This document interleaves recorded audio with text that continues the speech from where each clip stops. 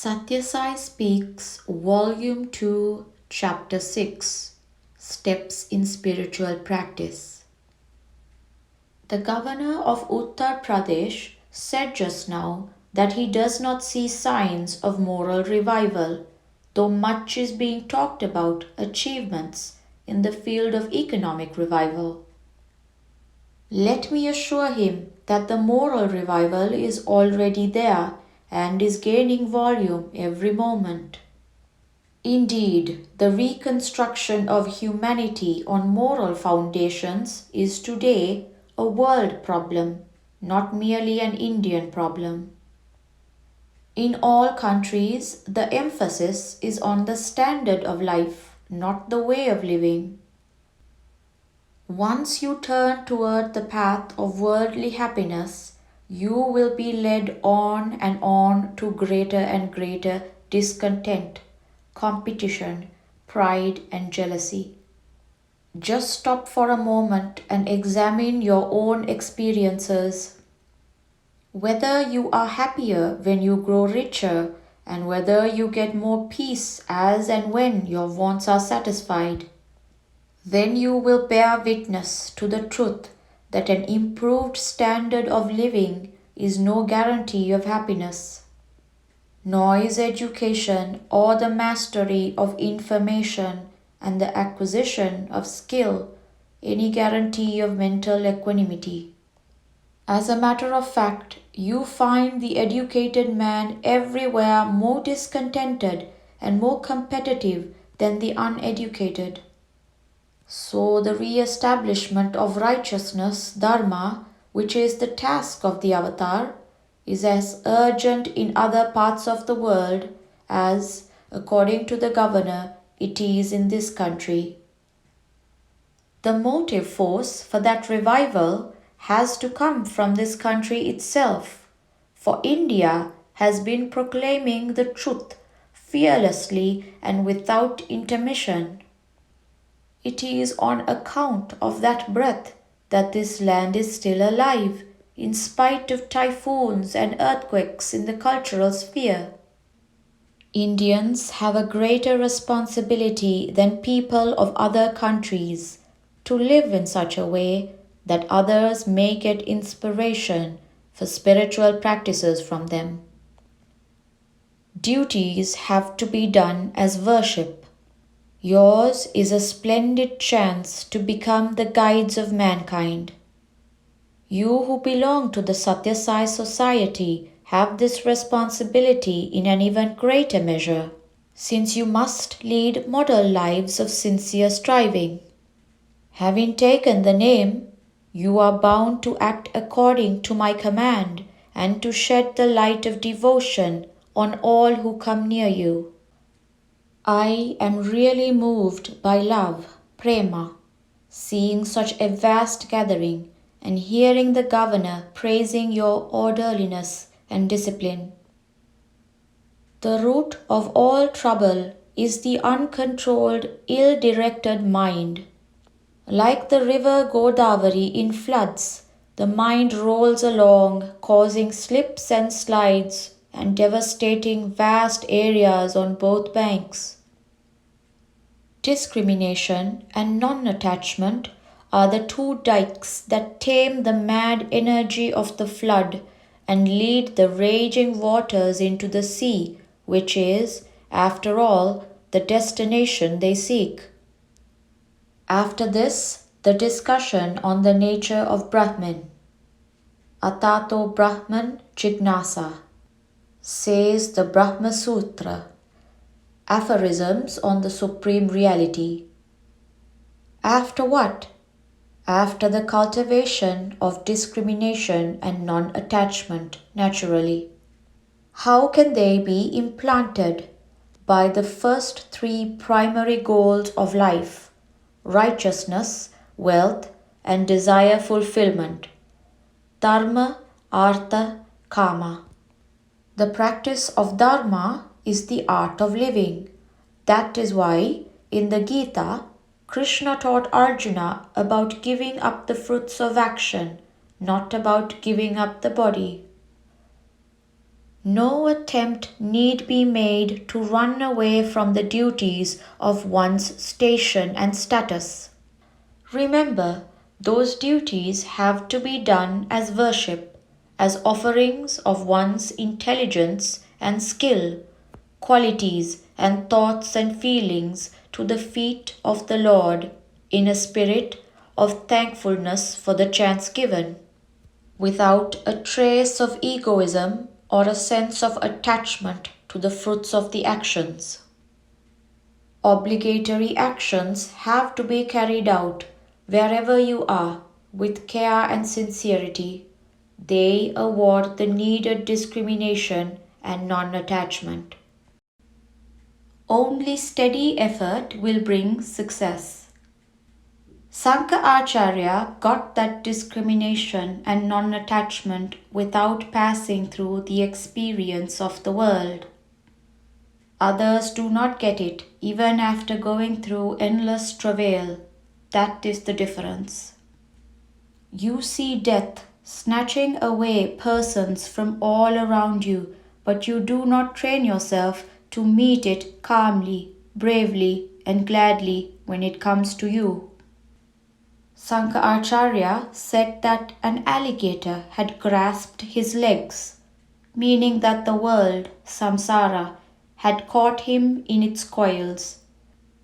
He told his mother that the alligator would release its hold only if she agreed to his becoming a monk. Strange alligator that. It only meant that if he renounced all bonds, he would be free to proceed to the truth. To take the vow of renunciation, sannyasa, the consent of the mother has to be obtained. So, by this symbolic incident, Sankara persuaded her to say, Take the vow of renunciation. You have my permission. It is enough for me that you live unharmed. Of course, the majority of people get glimpses of discrimination and detachment off and on, but they soon forget the call and ignore it and cover it up by excess or excuses. One step forward and one step back. The journey does not take them far. Even if some do take up spiritual practices, steadiness is absent. Like a ball of thread that slips out of the hand onto the floor, it all comes off because the grasp is not firm. Only steady effort will bring success here, as in every other case. How can you expect quick success in the control of the mind? It is very difficult to overcome its vagaries, for it is many-faced and very adamant. The first step in the spiritual effort.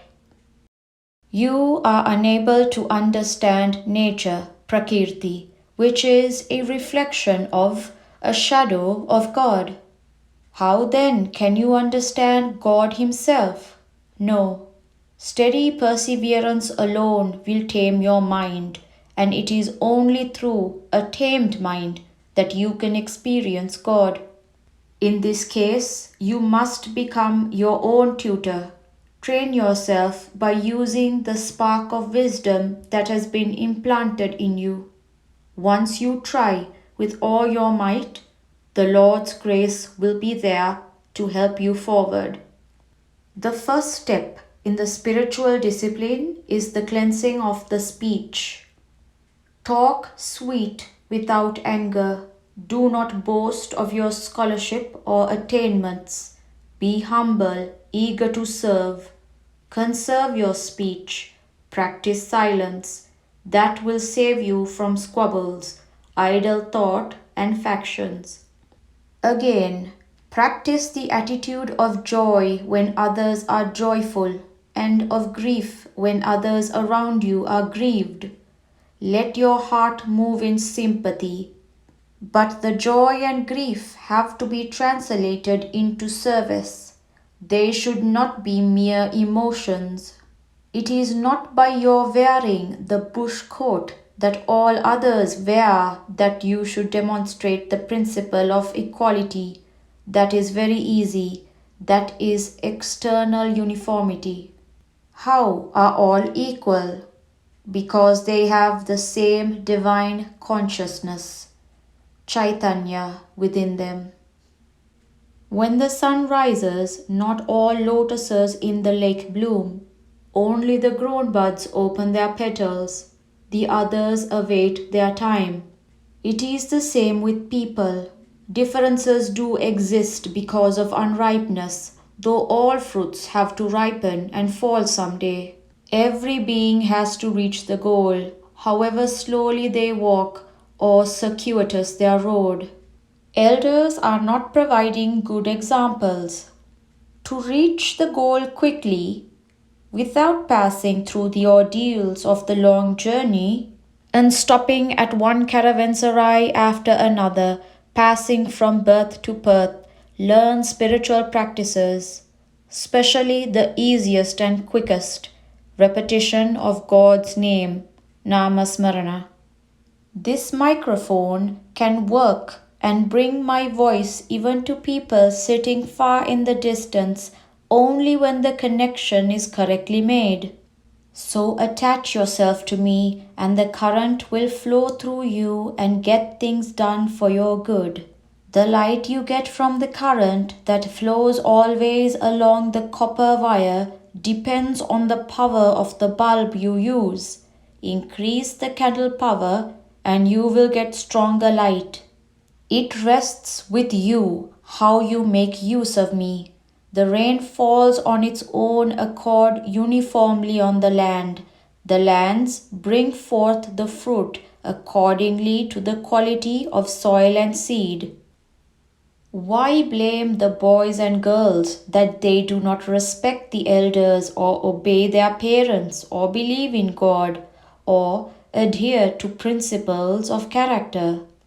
The elders are not providing them examples to show that those traits of character are useful or valuable or essential.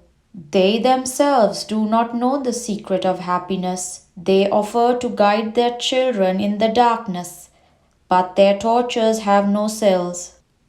Teachers, gurus, leaders of youth, all are in the same predicament. Very few have solid faith in the scriptures or in God. Very few have the steadiness to stick to righteousness, dharma, and brave the temptation to stray from the straight path. Love, prema, too, is a very difficult virtue to cultivate, though it is a very valuable asset. Peace, shanti, is the one thing that makes life worthwhile.